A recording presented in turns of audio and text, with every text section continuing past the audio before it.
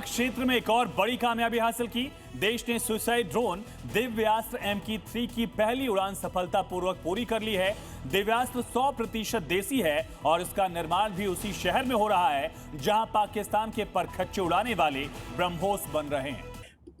देखिए, पाकिस्तान और भारत का ये है कि ये दोनों मुल्क जो हैं कॉन्टिन्यूसली काम कर रहे हैं। पाकिस्तान को देखें तो उनके पास अग्नि है, आकाश है, पृथ्वी है, त्रिशूल है, इस तरह के कई उनके पास मिसाइल सिस्टम है, रॉकेट सिस्टम है, जिसमें बैलिस्टिक भी हैं और उसके अलावा क्रूज मिसाइल भी हैं।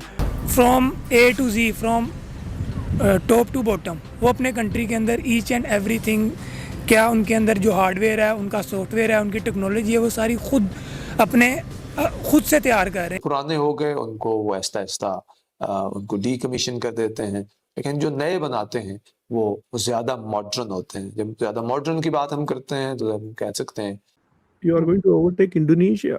2050 में आपके पास डबल हो जाएगा आपका पॉपुलेशन, 500 मिलियन। सोचिए आप कहाँ खिलाएंगे इनको, क्या करेंगे। इट्स लाइक अगर मैं पाकिस्तान का प्राइम मिनिस्टर होता तो मैं सो ही नहीं सकता।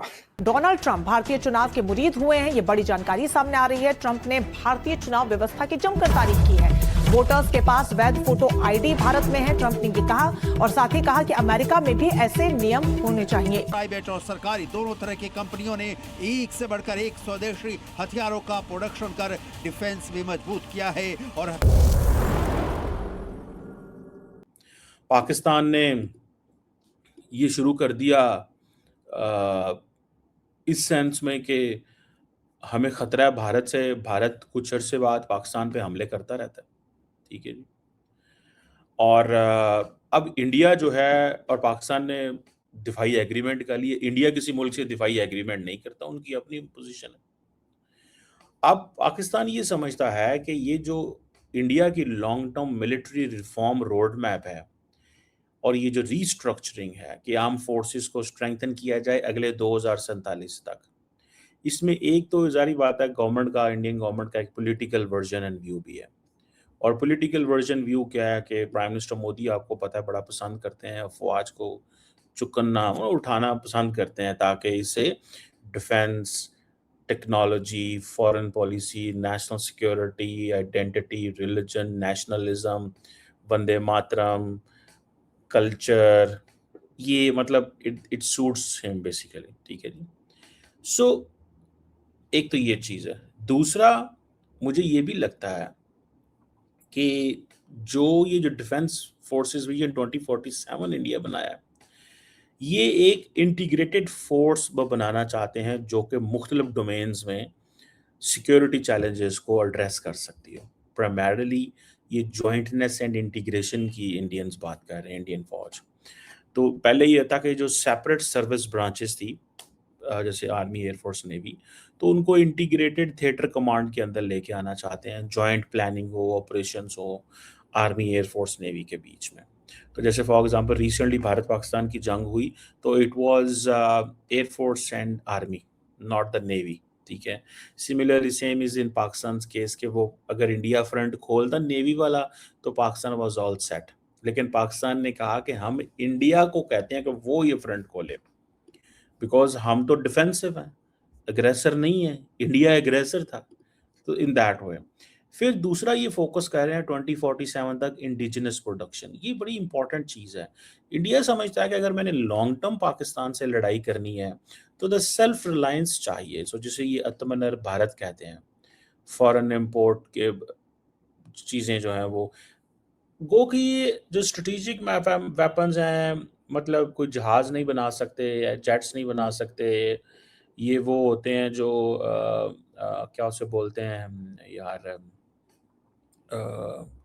जो बना सकते, जेट्स नहीं बना सकते, अपने डिफेंस सिस्टम नहीं बना सकते। छोटी मोटी चीज़ें हैं, वो भी जॉइंट प्रोडक्शन जैसे जैसे इस तरह की चीज़ें हैं। जैसे आप वो जिसे कहते हैं ना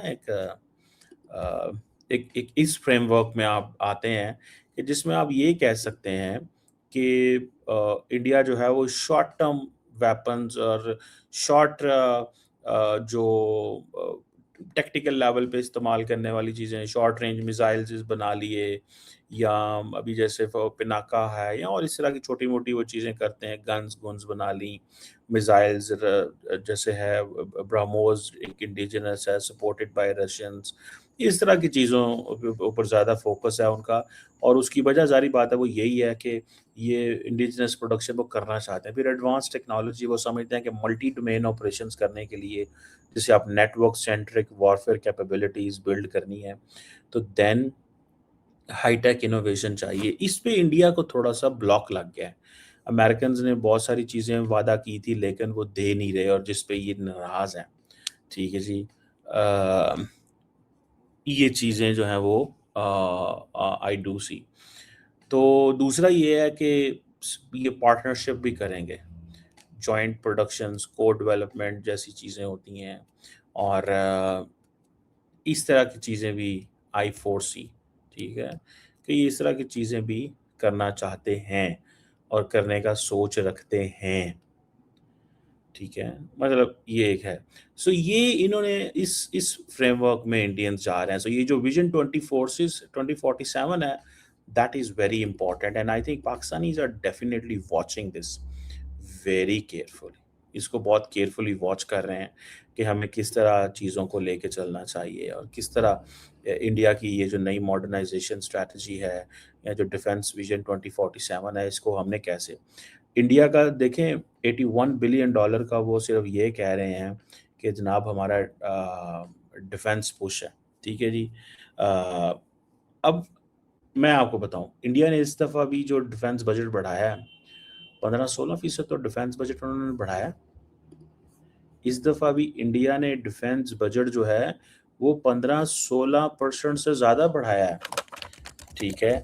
और वो आइंदा जय हिंद दोस्तों, आपका फास्ट नॉलेज फैक्ट में स्वागत है। भारत ने रक्षा क्षेत्र में नया इतिहास रचते हुए स्वदेशी जेट पावर्ड कामिकाजी ड्रोन यानी कि दिव्यास्त्र MK3 का सफल टेस्ट किया है और यह बिना किसी विदेशी पुर्जे के बना यह घातक हथियार दुश्मन पर सटीक प्रहार करने में सक्षम है। साथ ही DRDO ने ULPGM V3 मिसाइल टेस्ट कर सैन्य ताकत को एक नई ऊंचाई दी है। इसी के साथ ही दोस्तों यह हथियार काफी घातक है और इतिहास रचने वाला है। तो यह कामिकाजी ड्रोन जो है मिसाइलों के विपरीत जिन्हें लॉन्च करते ही यह तुरंत किसी फिक्स टारगेट पर दागा जाता है। यह ड्रोन हवा में उड़ते हुए काफी देर तक दुश्मन के इलाके के ऊपर मंडरा सकता है। जब तक इसे कोई सटीक टारगेट नहीं मिलता तब तक यह आसमान में सही समय और सही मौके का इंतजार करता है और जैसे ही टारगेट की पहचान और पुष्टि होती है, यह खुद को सीधे उस लक्ष्य से टकरा देता है और विस्फोट करके उसे पूरी तरह से तबाह कर देता है। यानी यह ड्रोन खुद ही हथियार भी है और मिसाइल भी। दोस्तों देखा जाए तो भारत ने यह साबित कर दिया है कि वह अपनी सीमाओं के अंदर पूरी तरह से स्वदेशी तकनीक पर आधारित jet powered precision strike system यानी कि सटीक हमले करने वाले प्रणाली को डिजाइन,